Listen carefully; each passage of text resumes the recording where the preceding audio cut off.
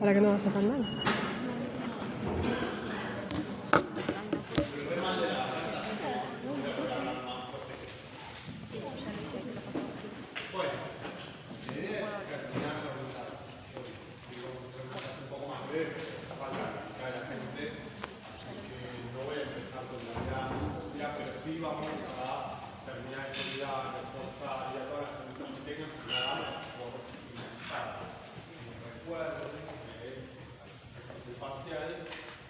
Esta es una unidad que siempre se toma, ¿sí? Siempre se evalúan así, siempre. Aún no la contesto. Bueno, preguntas.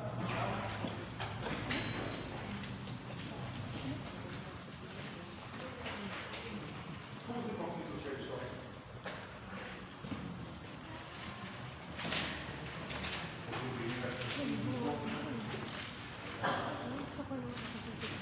Un entrenamiento, la simetría del objeto, una organización de los adultos de primer cuidado, los padres, y una justicia que es una investigación.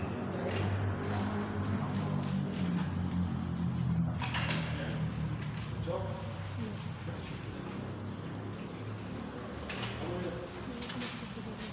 Entonces hay que desarrollar un nuevo acto psíquico de nuestra pasada, ¿sí? O sea, si las nociones como la constitución del yo lo que tendría que buscar es lo que estuvimos viendo en relación a un nuevo acto psíquico que es la identificación del yo con una imagen. Y entonces cuando se identifica una imagen total, eso habilita toda una línea del narcisismo, que es la de los objetos, la elección de objetos que estamos trabajando, ¿se acuerdan? Lo que son objetos totales. ¿Se entiende por qué totales? Porque se utiliza una imagen total, una imagen total. Pero después tenemos el otro registro, de la función.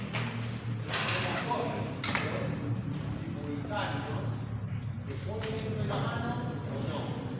Dentro de la función es el registro parcial. Entonces tenemos el registro del amor, que es el del objeto total, y el registro de la función es el del objeto parcial.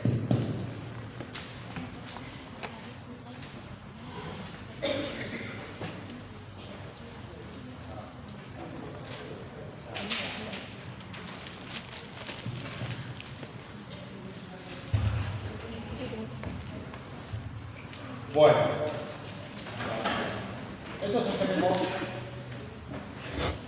que la elección amorosa está en el juego ambos registros. ¿Se entiende? Está en juego, por un lado, el registro del amor en la vertiente de los objetos totales, es decir, se elige a un otro, pero también se elige a otro. ¿Se entiende? O sea, objetos que son representaciones, pero que son objetos totales, que son objetos de elección de objeto, es decir, otros yoes. ¿Se acuerdan de lo que decíamos que la libido va del yo a los objetos y de los objetos al yo?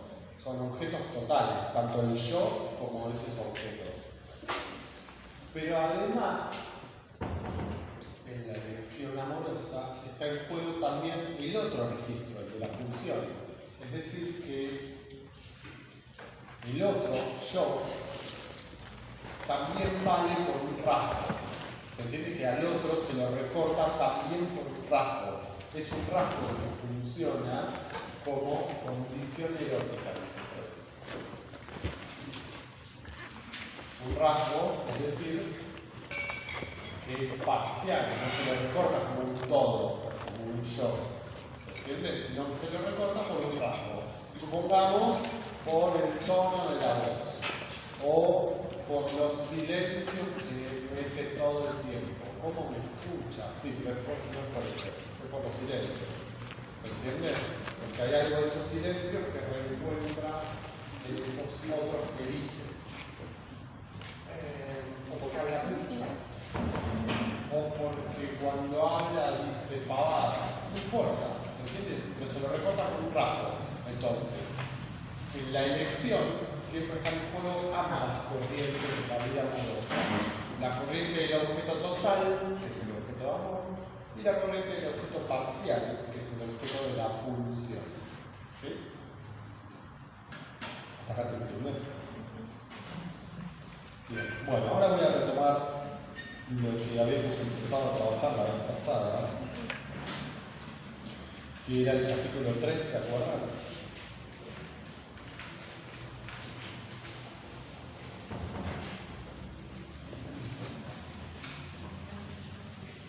El ideal del yo y el yo ideal, exactamente. El yo ideal es una imagen total, en esta línea que estamos trabajando ahora.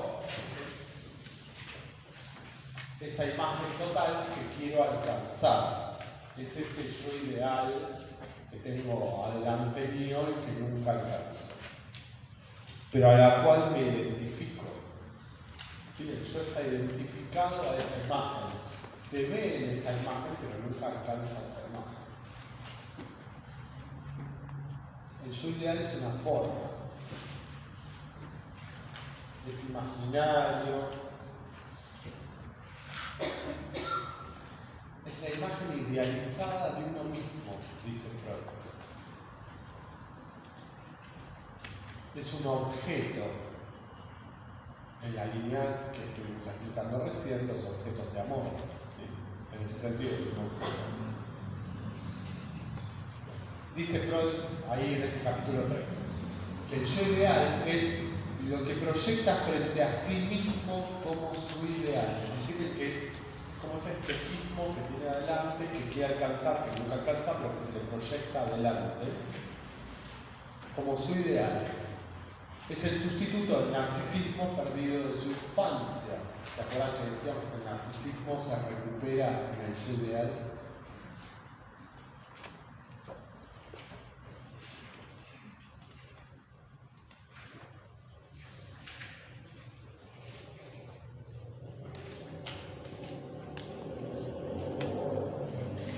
Bien.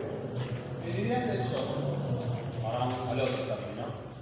El ideal del yo, habíamos dicho que era una instancia simbólica. El yo ideal dijimos que es un objeto imaginario.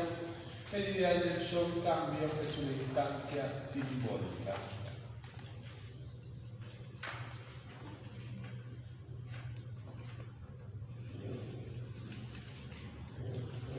Si van a la guía de lectura, van a encontrar que lo primero que dice el ideal del yo es instancia simbólica.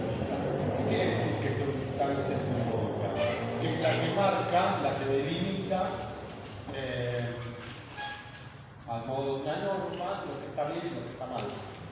¿Entienden? Es la instancia en la que se incorporan la ética y los parámetros de la cultura en ese sentido, que no son los mismos para todos, ¿no? Depende de dónde vengas, dónde vivas, quién te los haya transmitido. Los códigos están incorporados en el ideal del yo. No estamos hablando de los códigos del buen ciudadano de Buenos Aires. ¿Entienden? No estamos hablando de eso. Estamos hablando de lo que para cada quien van como códigos. ¿Sí? Entonces, sí, yo a propósito ponía como el contraejemplo de esto, que es que en una familia de ladrones el código puede ser no robarle a otro ladrón, y eso está mandado por el ideal. ¿Entienden? Ya no estamos hablando de los valores universales de no sé qué, que no existen. ¿Sí? ¿Se entiende? Bien.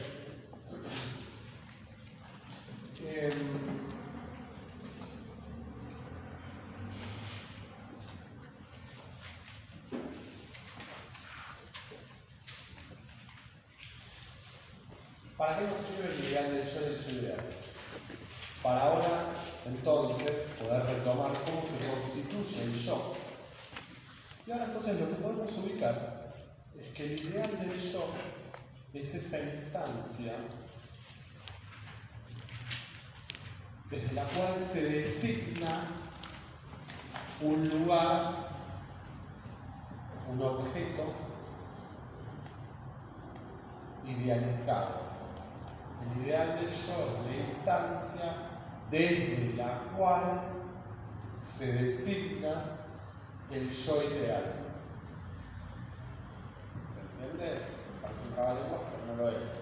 El ideal del yo es la instancia desde la cual se designa el yo ideal. Pensémoslo como un ejemplo. El ideal del yo lo encarnan los padres y son ellos los que designan ese lugar al cual el niño se identifica. Ese sos vos. Le señalan su imagen en el espejo y le dicen, ese sos vos. Ese es el yo ideal, esa imagen. Los padres encarnan el ideal del yo. ¿Entienden? Los padres le dicen, ese sos vos, pero también sos este. El que es el más querido, el nieto preferido de esta abuela. Y el niño se identifica a ese modo de ser nombrado. ¿Entienden? Ese modo de ser nombrado, el nieto preferido de esta abuela, es un yo ideal. Es un modo de yo ideal. ¿Entienden? Es una representación. La estamos llamando yo ideal. ¿Desde dónde se designa ese yo ideal? El nieto preferido de esta abuela, desde el ideal del yo. Pero el ideal del yo es una instancia que alguien la tiene que encarnar. ¿Quién la encarna? Los padres. ¿Sí? ¿Me siguen? Porque es una situación recontra cotidiana, de todos los días esto. Todos los días alguien está encarnando el ideal del yo y designa lugares en donde el niño se identifica. Y esos lugares los estamos llamando yo ideal. Una consulta. Dale. Los padres como un otro X también, ¿no? Sí, pero no son un otro X porque para los niños, hasta cierto momento, los padres tienen un poder que otros no tienen. Sí, pero pasada esa infancia. Pasada esa la infancia, adolescencia y demás. pasada esa infancia, el aparato psíquico ya está constituido. No nos vamos a meter en temas de adolescencia. Justo el otro día fui a dar una clase de adolescencia en un hospital, ¿no? Entonces lo que decíamos es que lo que estaba trabajando en la adolescencia es ese proceso, ese momento en la vida de deshacimiento del poder de los padres. Pero no el poder en el sentido de que no te deje ir a tal lugar, a tal otro. No, el poder en este sentido. El poder en el sentido de que los padres significan quién es el niño. Y hay un cierto momento en donde el niño se empieza a preguntar cómo puede existir en el mundo por fuera de esos lugares en donde fue creado y significado. Eso es la adolescencia. Por eso la adolescencia implica una pelea con los padres, que puede ser en buenos términos o en malos términos, pero es una separación. Pero en la infancia no. Nosotros estamos trabajando este momento de constitución donde en general son los padres quienes vienen a encarnar al ideal del yo y desde ahí se designa el yo ideal. Y si nos vamos bien a los inicios, 6 meses, 8 meses, estamos en plena constitución del yo. Y esto es lo que a nosotros nos interesa, y todo lo otro es para que entiendan este momento. Entonces, a nosotros nos interesa la constitución del yo. El yo se identifica una imagen ideal, el yo ideal. ¿Y desde dónde se designa? Desde el ideal del yo. Por eso el ejemplo es los padres que le dicen, ese sos vos, el ideal del yo que designa una imagen. ¿Sí? El nuevo acto psíquico es la identificación a esa imagen, a ese yo ideal. ¿Está bien? El yo no está de entrada, el yo se produce, se constituye, se tiene que constituir, por eso el narcisismo es secundario al autoerotismo. ¿Sí? Hay un narcisismo primario, sí, pero no es el yo. ¿Estamos con esto? El narcisismo primario es un modo, es como los padres minimizan al niño. Pero no tenemos un yo ahí todavía, no hay ningún niño que se reconozca a sí mismo como yo. Eso viene después. ¿Cuándo? Con un nuevo acto psíquico, más o menos a los 6 meses. Ese nuevo acto psíquico es el niño que se identifica a un yo. ¿Cuál? El yo ideal. Y a partir de ahí hay narcisismo secundario. Lo importante es que ustedes ahí puedan desplegar lo que estuvimos trabajando, el narcisismo secundario. ¿Sí? El narcisismo es secundario siempre si estamos hablando del yo. ¿Está bien? ¿Bien o no? ¿Preguntas? ¿Es lo mismo decir minimizan que minimizan? Sí. Sí, sí.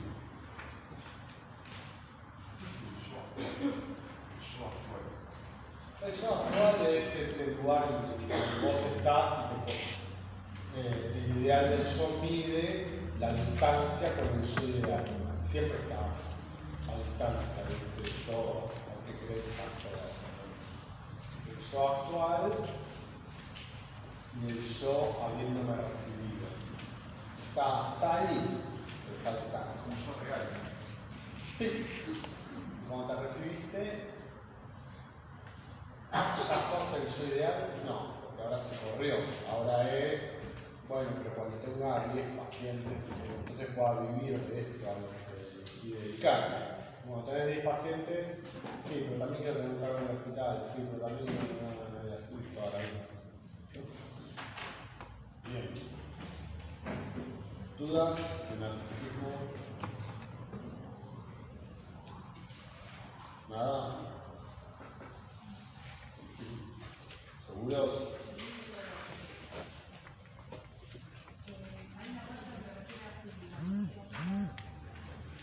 Sublimación, déjenlo. No importa. De la sublimación no vamos a meter.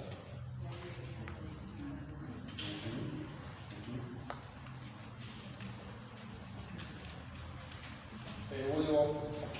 La reciba. ¿Querés la reciba?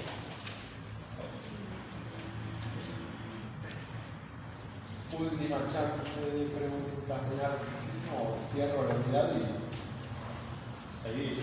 Porque llegaron un montón, así que vamos a seguir.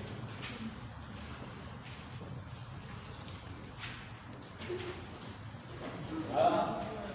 Acuérdense que antes de trabajar la constitución del yo, la serie autotismo, narcisismo, elección de objeto, tuvimos una clase entera sobre los dualismos funcionales. ¿Sí? Todo eso forma parte del narcisismo. ¿Está bien? Digamos, le dedicamos 4 clases ya al narcisismo, es un montón. Bien, basta. Vamos al punto que sigue, unidad que sigue, nos quedan 2 unidades. Primero estuvo fantasía, después estuvo narcisismo, tenemos 2 más. Estamos bien en el tiempo, porque tenemos lo que queda de la clase de hoy y 4 más. Estamos más que bien.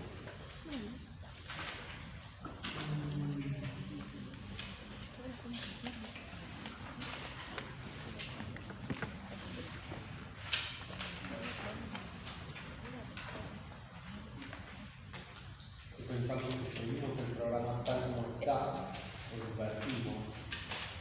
Porque las 2 unidades que nos quedan, hay una que es mucho más importante que la otra. La unidad más importante que nos queda es la de angustia. ¿Sí? O sea, hay 2 grandes unidades en este segundo parcial de seminarios: narcisismo y angustia. Y hay 2 unidades menos importantes. Claro, no necesito un recuperatorio, tengo que recurrir, montar seguridad, entonces ahí aparece fantasía y ganancia de la enfermedad, los caminos de formación de síntomas, o sea, cambia. Vamos a trabajar esa. Vamos a dejar angustia, que es la otra gran unidad para cuando retomamos. ¿Sí? Y aparte van a estar todos, van a estar frescos, van a venir con muchas ganas. No, pero además porque prefiero. Nos lleva una clase sola, pero prefiero tener todas las clases, porque si no tengo que empezar ahora y terminarlo dentro de un mes. Mejor terminamos esta unidad que es cortita. ¿Vale? Bien. Entonces, punto 6. Ya vamos a la unidad que se llama análisis de la enfermedad, que tiene un texto principal y después tiene un par de textos que son secundarios. Son todas conferencias. Si alguien tiene el programa, les digo incluso qué páginas, porque en alguien no lo filman.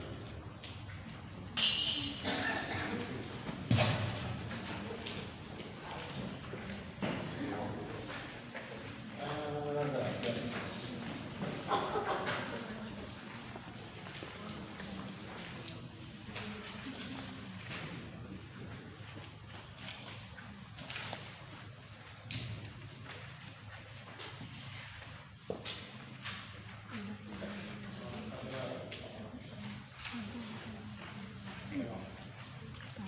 Es el punto 7, ganancia de la enfermedad.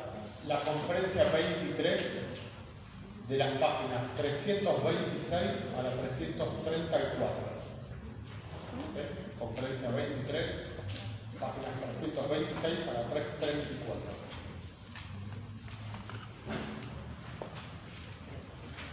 Ya te lo devuelvo. También es la última unidad de este parcial. Recuerden que salteamos angustia, que es lo que vamos a ver en la primera clase del segundo cuatro. Bien, ganancia de la enfermedad.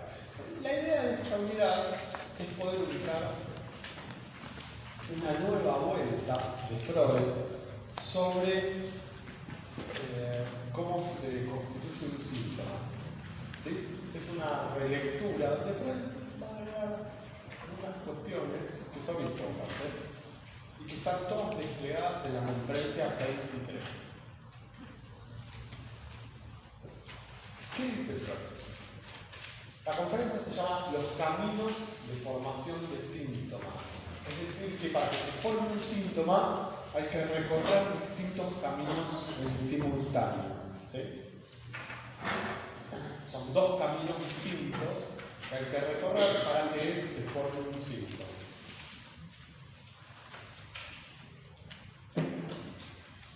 Entonces, si alguno tiene el texto por ahí, van a ver que hay un esquema entre esas páginas. El esquema está en dos lugares distintos y está escrito de dos modos distintos porque en realidad se lo puede hacer de un modo o del otro. Se van a dar cuenta cuando lo vean. Es un camino que lleva, digamos, por dos caminos llega a un lugar y a partir de ahí se forma el síntoma. Y eso Freud lo dibuja de dos maneras, una del cuerpo del texto y otra del pie. Cualquiera de las dos que utilicen está bien. La cuestión es que lo entiendan. ¿Qué está diciendo? Que para que se forme un síntoma tenemos cuestiones que son heredadas y cuestiones que son adquiridas.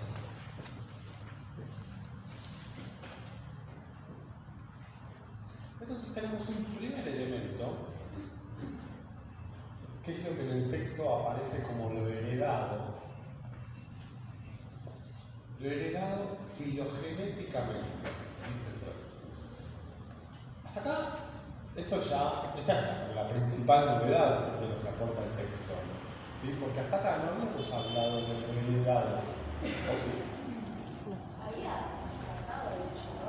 Hay historia que es heredada y dice eso no existe, es toda historia de defensa y vale, Bien, porque el síntoma se constituía porque había un conflicto psíquico, entonces bien, otra vez, que teníamos un conflicto psíquico que se resolvía con la represión y a partir de ahí teníamos un síntoma, ¿no? Bien. Ahora vamos a ver todo lo que pasa antes de esto, en esta conferencia. Es decir, para poder llegar acá, tenemos cuestiones que nosotros en algún punto ya estuvimos viendo. Ya habíamos estado viendo que tenemos la pulsión, que tenemos la fantasía y que recién después viene la represión. Con la fórmula canónica ya habíamos visto la violencia sexual prematura traumática, la salud aparente, los síntomas de la defensa primaria. ¿Se acuerdan? Todo ese desarrollo no hicieron conmigo, pero lo estuvieron viendo. Bueno. Ahora lo que está diciendo es que tenemos una primera cuestión, que es lo heredado filogenéticamente. ¿Qué es lo heredado filogenéticamente? ¿Cómo se heredan las cosas? ¿Qué tipo de herencia conocen?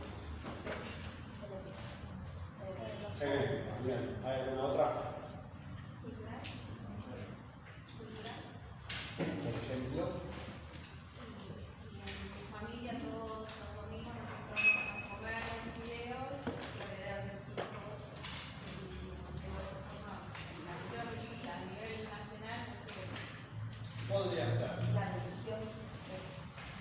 ¿Es heredado?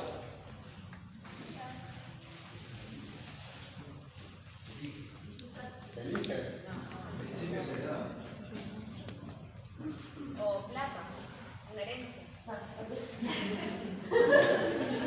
Ahí es clásico, ¿no? Bueno, igual retengan lo que ya dice, porque cuando dentro de un buen tiempo, dentro de 2 meses más o menos, cuando lleguemos al concepto de Super Shock, van a ver que la herencia hay que asumirla, ¿no? La herencia no es una operación automática, ¿saben? No es que le das y ya está, ¿no? La herencia hay que asumirla. Digo, porque cuando alguien asume la herencia con todas las deudas también, ¿no? Porque si lo que vos asumís, si ese a que vos heredás tiene deudas, asumís sus deudas. Si no tenés que rechazar la herencia, si no querés esas deudas, pero rechazás todo lo que viene con la herencia. ¿Entiendes? Una puedes elegir que heredás y que no heredás, o heredás o no heredás. Bueno, eso va a ser importante. Y acá es lo mismo. Esto está hablando de la herencia filogenética. La herencia filogenética es lo que se transmite por la vía de la palabra. Es decir, al niño le ponen una camiseta. ¿De qué color? Ponen una camiseta de Colombia. Ganan la vida. O no, vamos a ver.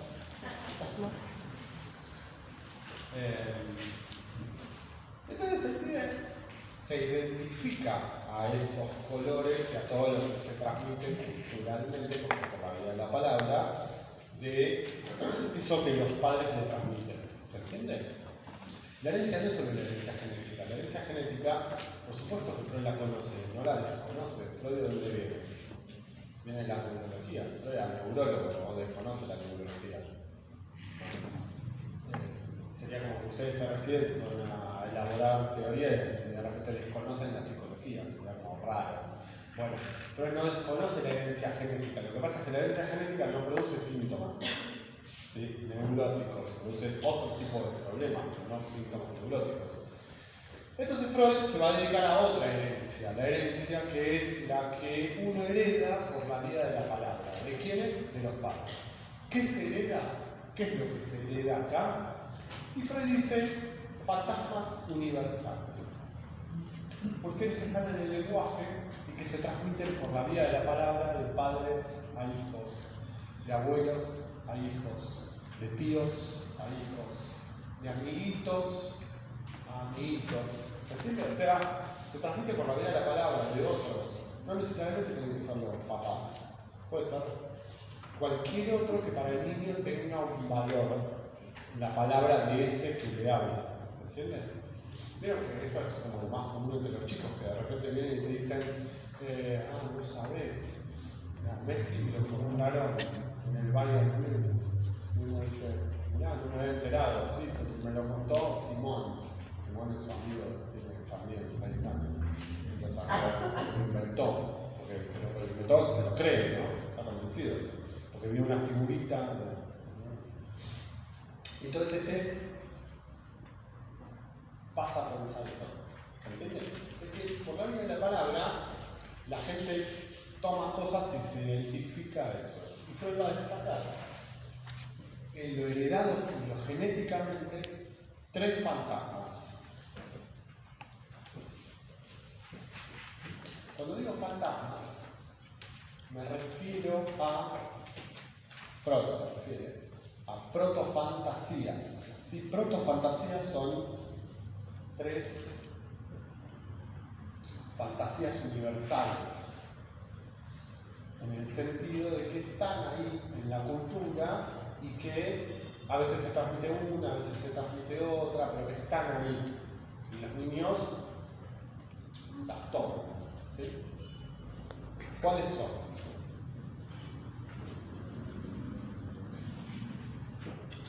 Pues las usaron ustedes. La fantasía de castración. Le van a hacer algo. Primero, le van a sacar algo. Va a ser castrado. La fantasía de seducción, que lo van a seducir.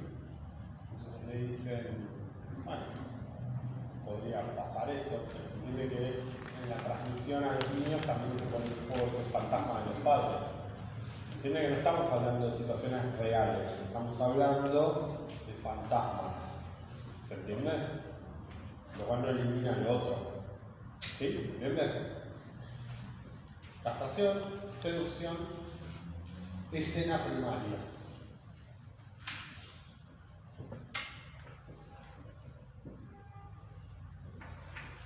La escena primaria es la de, en el texto la van a encontrar como el coito entre los padres. Pero Freud también dice, bueno, también puede ser entre los animales. ¿Sí? O sea, niños que ven dos perros y entonces después se interrogan por eso, quieren saber y te preguntan hasta el cansancio, ¿no? ¿Qué le está haciendo ese perro a ese perro? Esa es la pregunta que ese fantasma viene a explicar, ¿entienden? Entonces los padres le dan explicaciones. Algunas de estas son protofantasías en el sentido de que son fantasías universales que están en el lenguaje, que están ahí disponibles, que más tarde o más temprano los niños alguna toman, con cualquiera de sus millones y millones y millones de versiones. ¿Se entiende? Que son como tres matrices de fantaseo. ¿Se entiende que son matrices? Pues, eso puede aparecer en muchas formas. Bien. Esto es lo que aparece como heredado filogenéticamente. Primera cuestión. Esto podría no estar. ¿Sí? Si no está, no vamos a ir a parar al terreno de las neurosis. ¿Se entiende? Bueno, entonces, primera condición, heredado filogenéticamente. ¿Y qué dice en el texto? ¿Qué tiene que pasar después? Esto tiene que ser heredado, es decir, que el niño tiene que ser hablado por esos otros de los primeros cuidados. Le hablan, le dicen cosas, le cuentan cosas y le transmiten sus propios fantasmas. ¿Se entiende? ¿Sí? Segunda cuestión. Que se va a venir a sumar acá. El encuentro con la satisfacción de la pulsión en el propio cuerpo. O sea, escenas sexuales infantiles. ¿Se acuerdan de teología de histeria? Escenas sexuales infantiles. ¿Qué son las escenas sexuales infantiles? Ahora no tienen valor de escena en el sentido del fantaseo. ¿Sí? ¿Se acuerdan que Freud ya había dejado caer la cuestión del acontecido, después había metido la fantasía? Y ahora dice otra cosa que confluye, que agrupa todo, que es que el niño se tiene que encontrar con la satisfacción en el propio cuerpo. Ese es el encuentro con la sexualidad. Este es universal. ¿Se entiende? Todo niño, ¿sí? Más tarde o más temprano se encuentra con la sexualidad, en el sentido de la satisfacción en el propio cuerpo. Por eso, Freud dice que estamos hablando de una satisfacción monótona, en el sentido de que siempre es igual. Siempre se la encuentra más o menos del mismo modo, repetitivamente.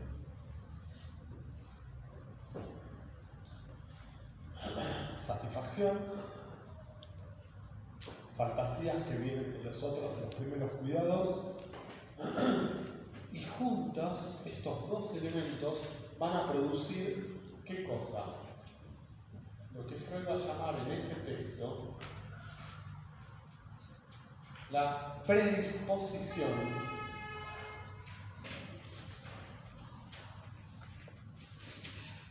por fijación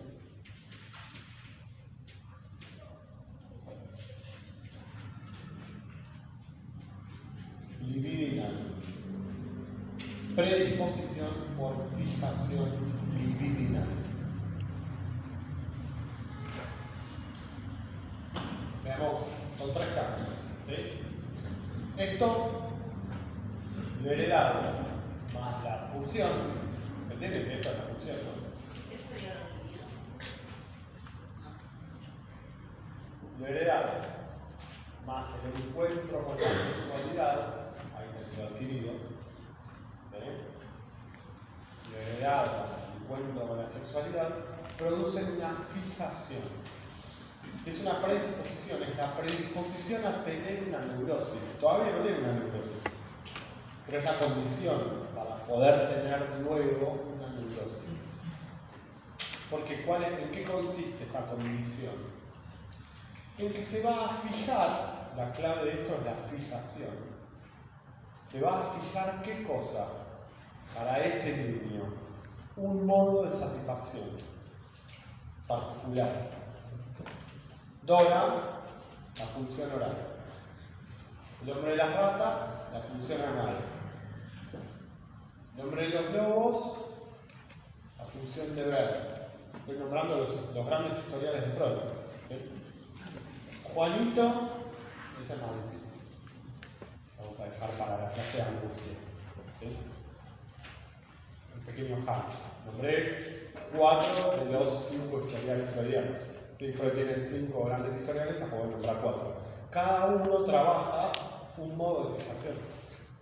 ¿Se entiende lo que es la fijación? Se vuelve central un modo de satisfacción pulsional.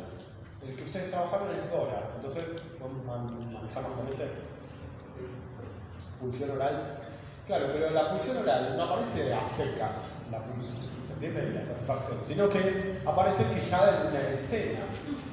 ¿Se acuerdan que era, en el caso de Dora, cuál es la escena en la que aparece la satisfacción en la infancia? Exactamente. Ella chupándose el dedo mientras le toca la oreja. ¿Sí? O sea, es el chupeteo fijado en una escena que probablemente no aconteció nunca, es un recuerdo cumplidor, pero no importa, porque nos viene a dar cuenta de cuál es la satisfacción del juego en ese caso. Eso sí es real. ¿Se entiende?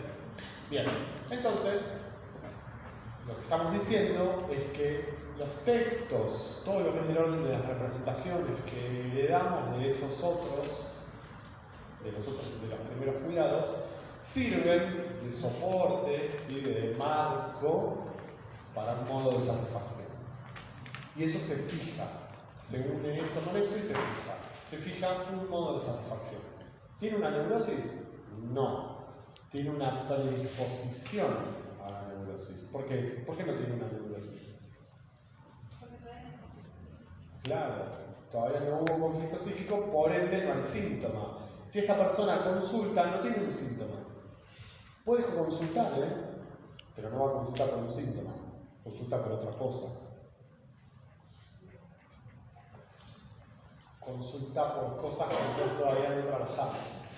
¿Entienden? Por nosotros solamente trabajamos hasta acá que alguien consulte por un síntoma.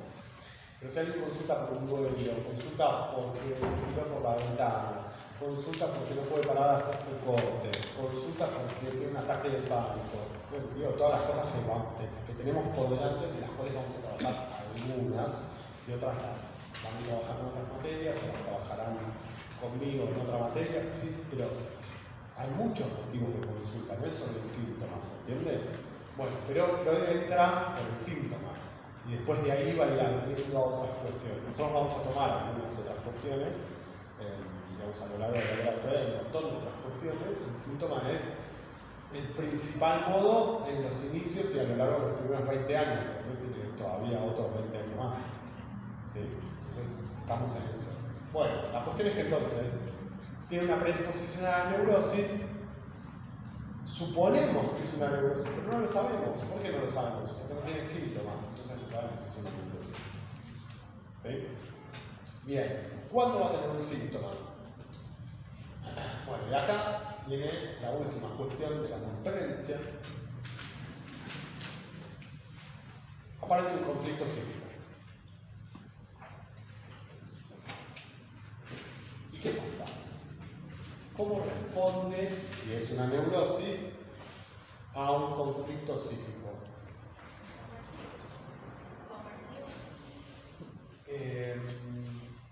No necesariamente. Al conflicto psíquico, en primer momento, responde con la represión. ¿Sí? Primero, represión. Ahora borramos esto porque este era el modo de antes. ¿Sí? Entonces, primera cuestión, se encontró con un conflicto. O sea que esto es del orden de lo accidental. Podría no haber tenido ese conflicto, porque el conflicto aparece cuando aparece un deseo. Podría no haber aparecido. Elizabeth, ¿se acuerdan? No se cruzó con el cuñado, no apareció el que la buscaba, listo, no hubo conflicto, se quedó cuidando al padre, chao. ¿Se entiende? No le apareció un conflicto que hizo que revea su situación en la vida. No le apareció. Bueno, pero ahora aparece el conflicto. Represión.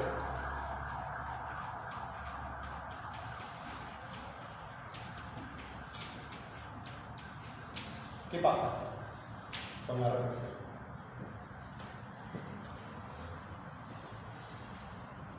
¿Qué sigue?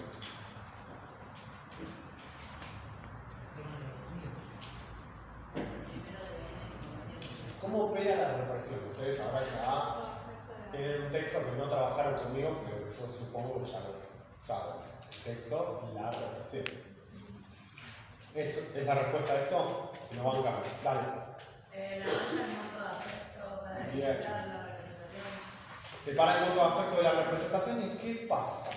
¿Qué dice Freud en el texto la represión? Porque no dice lo mismo que venía diciendo. ¿Cómo opera la represión? Bueno, todo el texto de la represión. Ya lo trabajaron, ¿no? Ah, sí. Eso de los 3 tipos.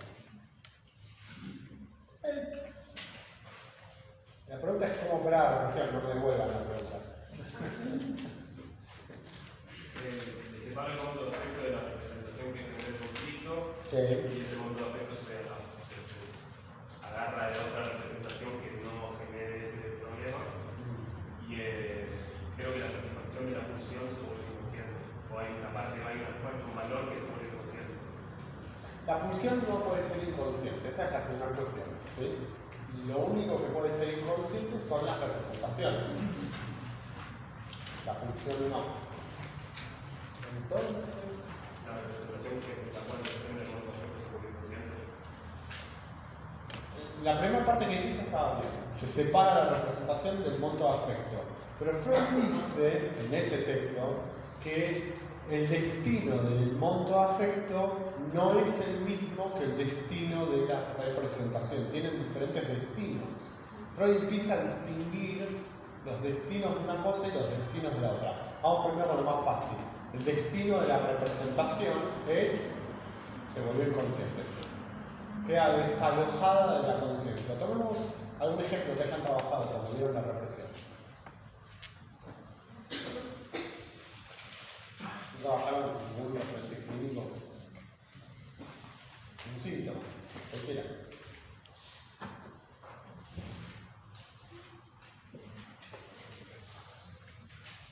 El de Elizabeth. Ese es de otra época. Pero bueno, nada, tomemos eso. Entonces, se le vuelve un conflicto psíquico ser la enfermera del padre y la mujer del hombre, se reprime esa representación al inconsciente. Chao. Pero ¿y qué pasa con el monto de afecto? ¿Cuál es el destino del monto de afecto? Y Freud dice ahí 3 destinos del monto de afecto. ¿Cuáles son? Se lo sofoca y ahí estamos en la histeria. Un afecto coloreado. Un afecto coloreado, muy bien. Ahí estamos en la neurosis obsesiva. Y el tercero es nuestra próxima clase, cuando el monto de afecto no queda sofocado en el cuerpo, es decir, cuando no se liga a una representación del cuerpo, tampoco se liga a una representación cualquiera, coloreado, neurosis obsesiva, sino que lo que pasa con el monto de afecto es que queda ahí boyando, desamarrado, dice Freud. ¿Cómo se traduce el monto de afecto desamarrado? Angustia. Clase que viene. ¿Sí? Ahora volvemos. Estamos acá. Operó la represión. La representación, ¿sí?, al inconsciente. Y el monto de afecto, dice Freud, todavía no tenemos un síntoma. Lo que va a pasar es que vuelve a los antiguos puntos de fijación, dice Freud. ¿Se entiende? O sea que cuando se produce un conflicto, la libido vuelve a los antiguos puntos de fijación, vuelve a los lugares conocidos. Por eso Freud introduce una metáfora, que es que cuando un ejército tiene que retirarse, se retira a los lugares conquistados previamente, retrocede y va al fuerte que tenía antes. ¿A dónde? A los lugares de fijación. Y el retorno de lo reprimido es desde acá. Ahora sí, el retorno de lo reprimido, síntoma, pero que cobra este modo de satisfacción. Entonces ahora tomamos Dora. ¿Cuál es el modo de satisfacción? En el síntoma de la tos, la satisfacción oral. ¿Se entiende? Estamos agregando poquitas cosas a lo que ya sabían. Lo que estamos diciendo es que hay una regresión a los antiguos puntos de fijación.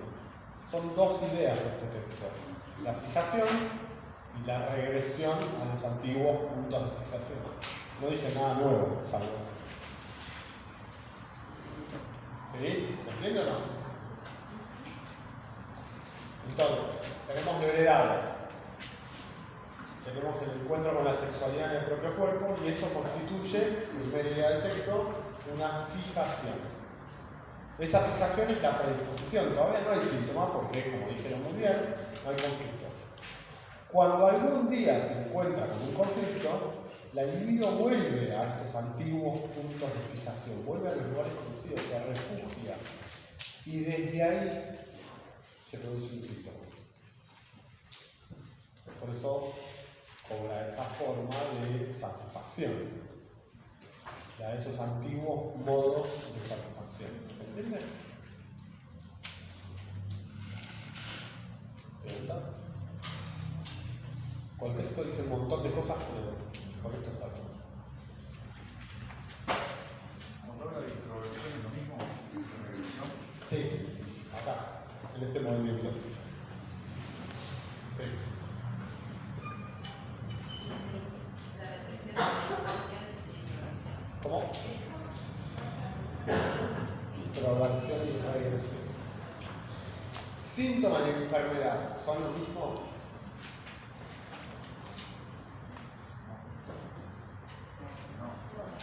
¿Por qué? Síntomas. Es un paso en el conjunto de la enfermedad. El síntoma es impresión en el cuerpo de la enfermedad. Claro. Sería el testimonio de la enfermedad. El síntoma es el testimonio del conflicto psíquico, la enfermedad es la neurosis.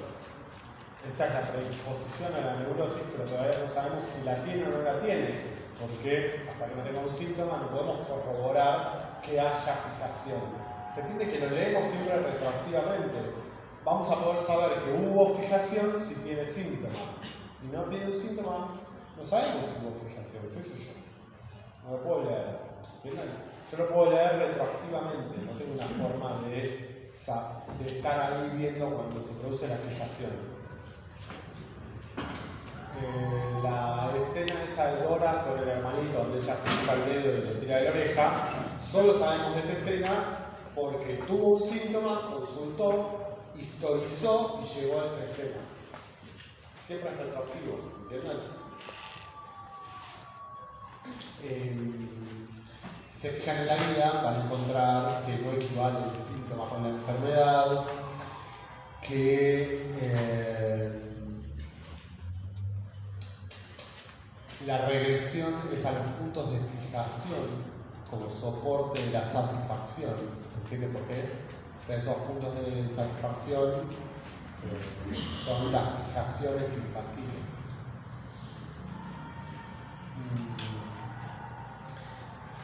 Hay otra cuestión que ya la habíamos trabajado la vez pasada sobre el final. El síntoma es un nuevo modo de satisfacción. ¿Se acuerdan que lo dijimos? El síntoma es una formación sustitutiva, pero también una satisfacción sustitutiva. ¿Se entiende por qué los síntomas son una satisfacción sustitutiva?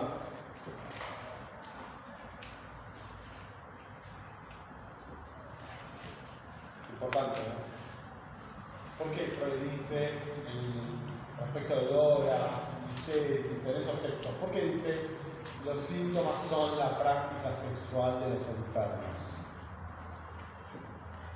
Porque el síntoma es la expresión de esa formación. Porque del síntoma se satisface la pulsión. ¿Entiende? ¿Sí? ¿Seguros? Si la pulsión se satisface en el síntoma no es solo el testimonio del conflicto, en el sentido de la formación sustitutiva. También es una satisfacción sustitutiva, porque la satisfacción que no hubo se produce parcialmente en el síntoma. En el síntoma de la tos de Dora hay una satisfacción parcial de la pulsión. Por eso el síntoma de la tos es una satisfacción sustitutiva. Si eliminás el síntoma, esa satisfacción queda disponible. ¿Entienden cuál es la ganancia del tratamiento? Si no tiene más el síntoma, tiene toda esa libido disponible para usarla en otra cosa, en vez de estar usándola en un síntoma. Es un problema. ¿Sí? ¿Se entiende la lógica de la cura en este sentido? No es solo que el síntoma es el testimonio de un conflicto, que el síntoma es el retorno de lo reprimido. Todo eso está bien, es importante. Pero ahora estamos diciendo, además, que la satisfacción que no se produjo, porque hubo represión, se produce igual, pero no hay síntoma. ¿Entienden? Sí, en el síntoma se satisface esa pulsión. Sí. Porque cuando desaparece el síntoma, hablas de que hay una ganancia en la satisfacción de la pulsión para otra cosa. Si yo igual. ¿Que hay una ganancia de? Creo que lo habías dicho de esta manera, pero puedo estar entendiendo que hay una ganancia en esa energía que estás poniendo en ese síntoma, la puedes emplear en otra cosa. Sí. Ahora sí, en el síntoma mismo estoy satisfaciendo la pulsión. Busco otra alternativa para satisfacer la misma pulsión o lo mismo. ¿Y por qué hay una ganancia? Si las dos campos estoy satisfaciendo la misma pulsión. Está buena la pregunta. ¿Entienden la pregunta? ¿Por qué hay una ganancia? Y porque ahí lo que te tenés que preguntar es la ganancia para quién. ¿Quién gana? La pulsión, no el sujeto. Cuando decimos que hay una ganancia, estamos hablando de la persona.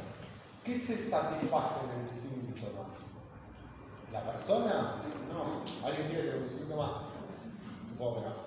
Bueno, pero ojo, porque en general este es el punto de principal confusión.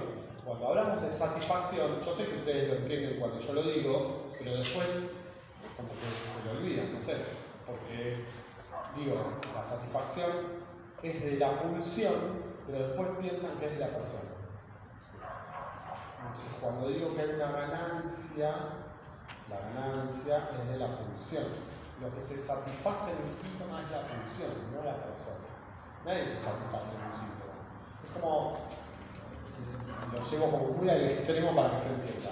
A veces, cuando un paciente consulta en un hospital, siempre encontramos como alguien que le dice, bueno, pero te debe gustar tener esos síntomas. Si lo tenés hace tanto tiempo y no haces nada para cambiar. No, no le gusta. No hay ningún tipo de placer de nada en los síntomas. Hay algo que se satisface más allá del yo, en los síntomas. ¿Entiendes? Entonces la ganancia es de la satisfacción funcional, no del sujeto. ¿Sí? Por eso, esa es la explicación. Entonces, si la libido se retira de la satisfacción en el síntoma, se puede emplear en otro lugar. Y ahí si lo empleas en un lugar que no produce padecimiento, va a haber satisfacción de la pulsión, porque la satisfacción sigue siendo de la pulsión, pero puede haber placer también. Suponete que esa pulsión oral se transformó en volverte billete. Entonces, ahora te dedicas a hacer comida para otros y eso te produce placer porque te gusta, porque te da un lugar en el mundo, porque te da un trabajo, porque tiene un millón de cosas. ¿No? Entonces, no tenés el síntoma de tener que estar tosiendo cada vez que aparece la fantasía de la repasadora o la afonía cada vez que el señor K se va a viajar. Sino que ahora se volvió no le pasó. Pero, ¿entienden? Entonces, le pasa a satisfacer en otro lugar. Bueno, esa es la idea, ¿no? De la terapéutica. Bien, ¿más preguntas? Con respecto a lo que dijiste recién, está bien dicho que es la ganancia de placer en el yo o en la persona. O sea, ¿es lo mismo? Sí, es que la persona no es un concepto. Los conceptos, está bien la pregunta, para aclarar. Los conceptos que nosotros tenemos son pulsión, la pulsión se satisface, placer, el placer, ¿qué dice Freud? Es para un sistema. ¿Cuál? Consciente, ¿sí? Consciente, preconsciente, es decir, el yo. Y además es satisfacción de la pulsión. ¿Sí? Después vamos a encontrar otra cosa más, pero cuando lleguemos a la tercera parte. Por ahora tenemos el yo, el aparato psíquico como, ¿sí?, todas las instancias del sujeto y la pulsión. ¿Qué más? Dale. ¿Puedes repetir los tres destinos del mundo de afecto? He dicho desamarrado que le daba angustia Sí. y Sí, igual eso lo va a ser como central en la clase de angustia. Ahora lo repito, pero es lo que vamos a trabajar en la clase de angustia, ¿sí? Los tres destinos del mundo de afecto son sofocado, en el caso de la conversión del síntoma histérico, coloreado, en el caso de la neurosis obsesiva, cuando el monto de afecto va a pasar a una representación cualquiera, trascendente. Entonces está todo el día preocupado por si dejó abierta la llave de gas o no, por si pisó las baldosas en el espacio o sobre las líneas, si no tiene que pisar los agujeros, tiene que pisar solo las líneas, ir caminando 10 cuadras solo por las líneas. Y si en algún momento pisa un agujero, tiene que volver para atrás hasta el principio, porque si no, entonces va a pasar algo terrible. ¿Se entiende?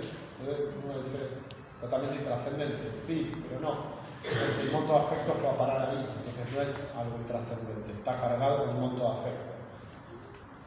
Síntoma obsesivo. O cuando el monto de afecto queda desamarrado de las representaciones. ¿Y cuál es la traducción subjetiva del monto de afecto desamarrado? La angustia. ¿Sí? Que ese es el eje de la próxima clase. Vamos a, les anticipo todo esto ¿está? La angustia va a pasar a formar parte del dispositivo analítico ahora. ¿Se acuerdan que estaba afuera? Bueno, ahora ya está dentro. Digo, si estamos diciendo que la angustia es la traducción subjetiva del monto de afecto desamarrado, ¿qué estamos diciendo? Que el monto de afecto quedó desamarrado porque ¿qué pasó? Hubo represión.